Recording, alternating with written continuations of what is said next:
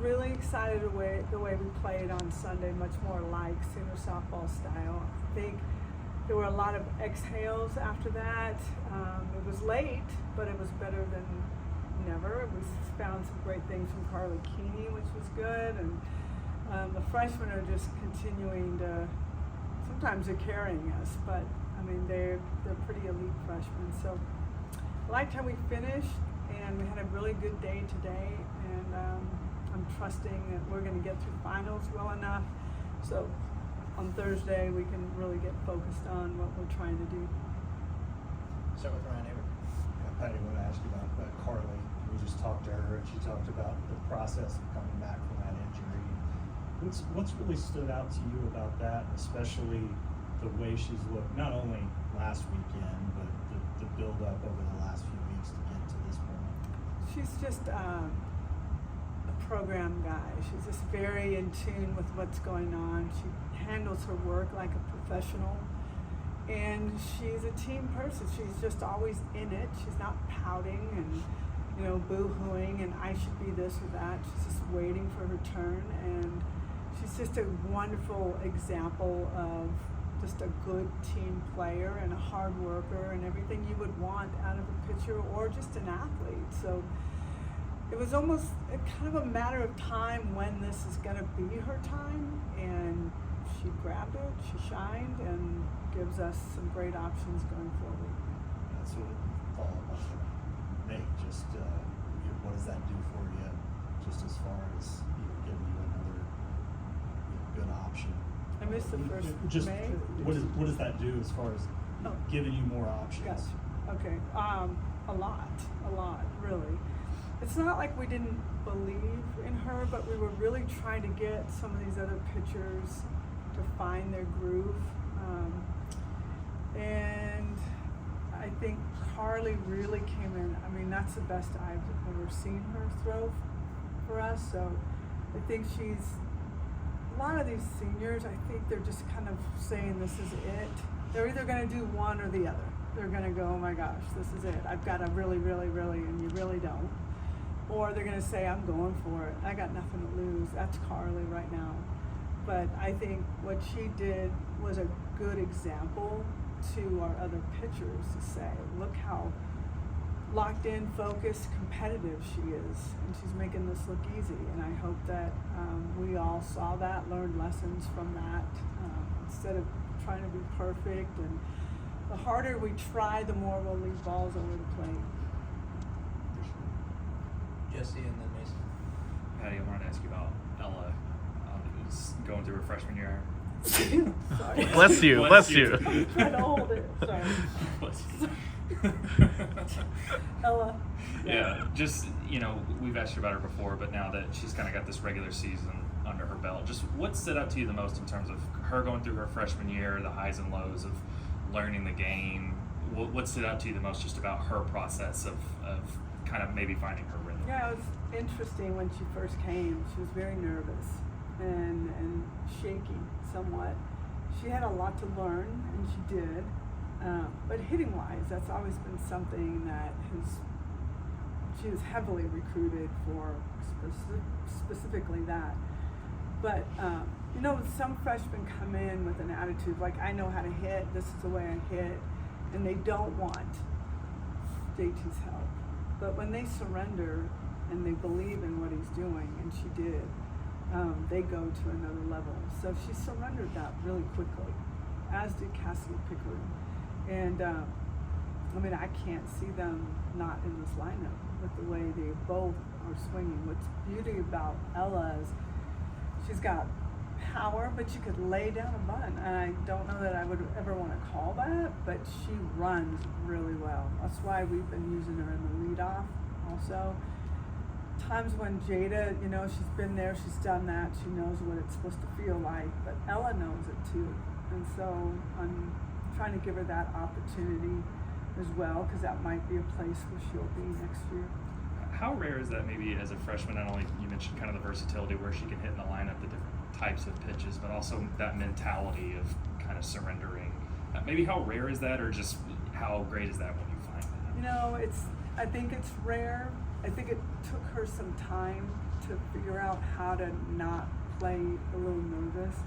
She comes from a pedigree of amazing athletes, and I think she's just around it enough.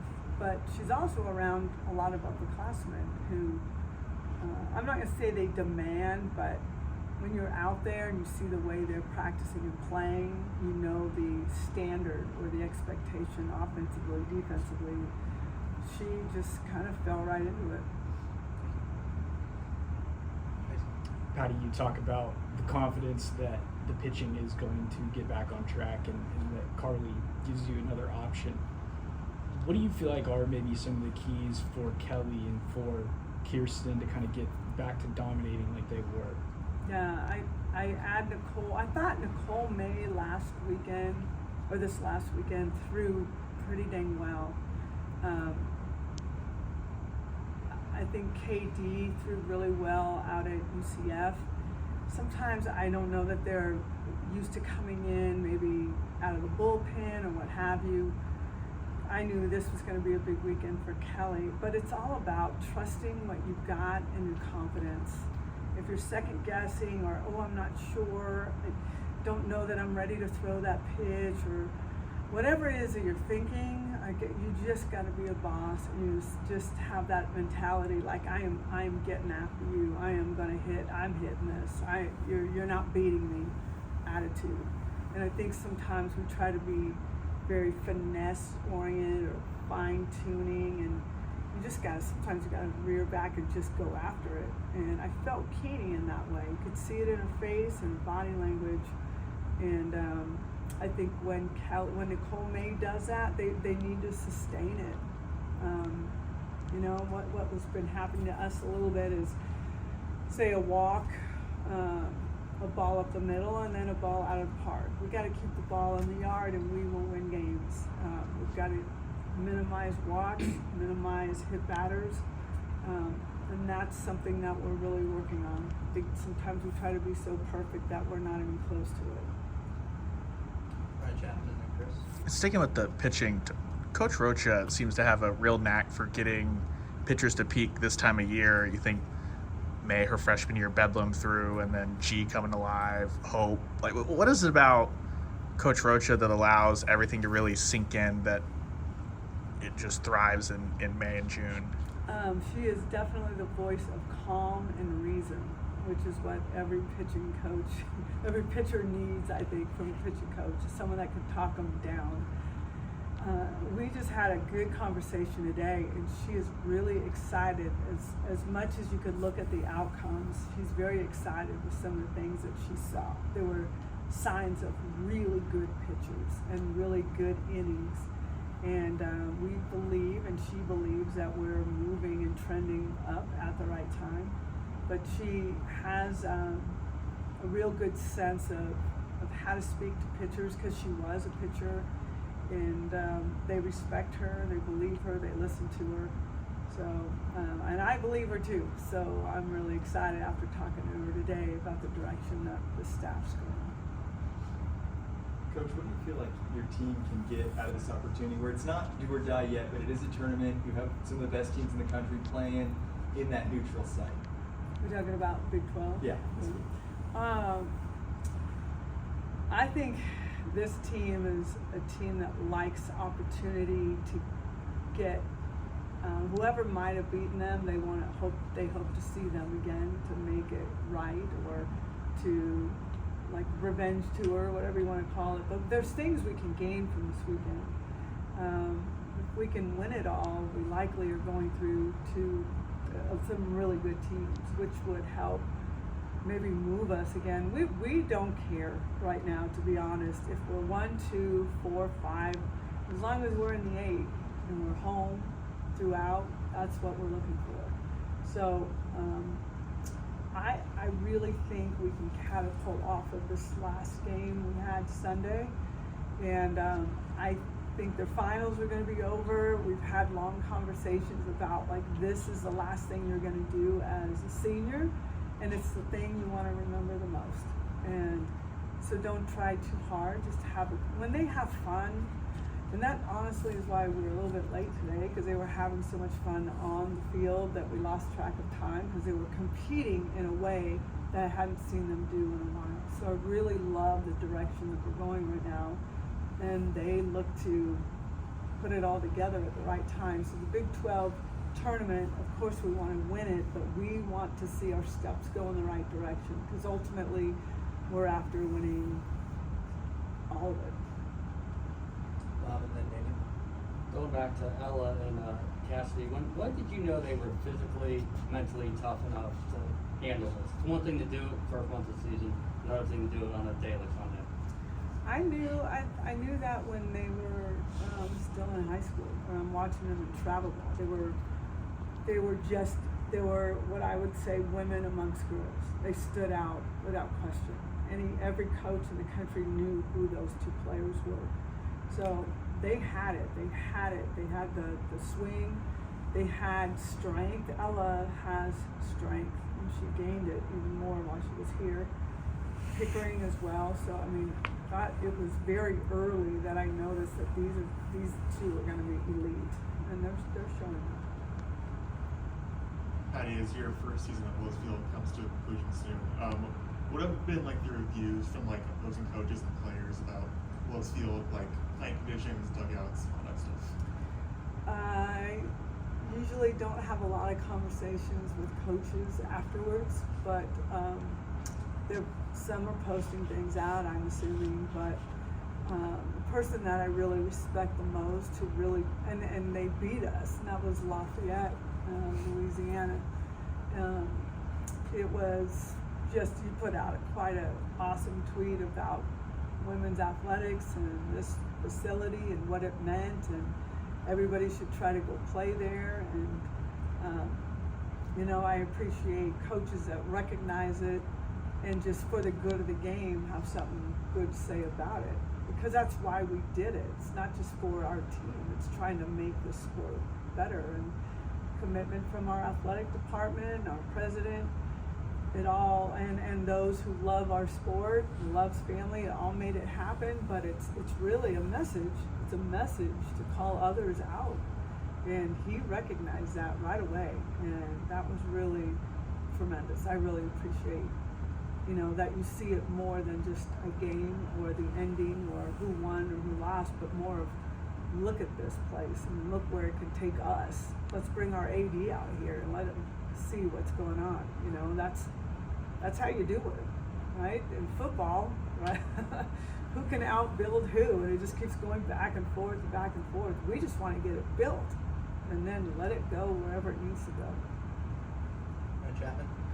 Coach, over the past couple of years, you've talked about the evolution of it's harder and harder to have the mindset of like an underdog, as far as having to flip that to being prepared to take on teams that are kind of coming for you. Selfishly, do you enjoy maybe being able to have a little bit extra chip on this team's shoulder coming into this weekend? It's I think it's allowing us to kind of exhale and be honest. Right? Just you're supposed to win every game, every day you play, every team, doesn't matter. Sweep the series. I mean, that's the expectation. I think it's our expectation, but it can become smothering at times. And so I like to see, I'm really anxious to see the response at the Big 12 tournament and what they look like, how hungry they are. And just if they're freed up. They were handcuffed all weekend. And no disrespect, we got flat out beat. But we definitely were not close to being our best. And that's where we need to be. So this Big 12 tournament's going to tell a story for our future as well. Stu, James, and then Ryan Henry. Coach, Carla King and Ella Parker talked a lot about trusting the process of what you are doing. Was that kind of what the emotion you got from practice today? Is just trusting the process, doing things the exact same way, but adding that more fun to it, as you saw? Yeah, there was definitely more fun in it, but I was still expectations for them. So I was calling hit and runs and really putting them in tough situations. The machine was pitching all kinds of different pitches, so they had no idea what was going on. I put them up there with 2 strikes. I had just battle situations, and they were crushing. And what was nice is they were crushing it, and there was a celebration afterwards. they've gotten used to somebody crushing, and it's like she's supposed to, you know, and so nobody says anything. We just keep going. But it was really different today in a really good way. So I'm happy about that. Patty, going back a couple questions, you talked about Louisiana coach's reaction and what he said. Wondering, have you gotten any response to that as far as other schools calling, wanting to play? That maybe, you know, I know it's been tough to get people to come here and play. No. No. And I mean, if you're paying attention, you're knowing that our program is about to be changing dramatically. But you call and you give big incentives to come. So I mean, you're really trying to pay people to come play. And but once they get here, Yeah. it's a wow factor for them. So it's tough. Scheduling is tough. It's a little bit different now as we go into the SEC. It's, you know, usually I have 2 to 3 additional weekends where I'm trying to get teams to play. So now we're going to probably go first 2 weekends on the road and then the next 2 weekends at home, and then we're in conference. So it's quite different. It's a little bit easier, but you still got to pay the money out and really add a few extra meals in there or something just to get them to say yes. So hopefully that'll change in the future. Thank you, Coach.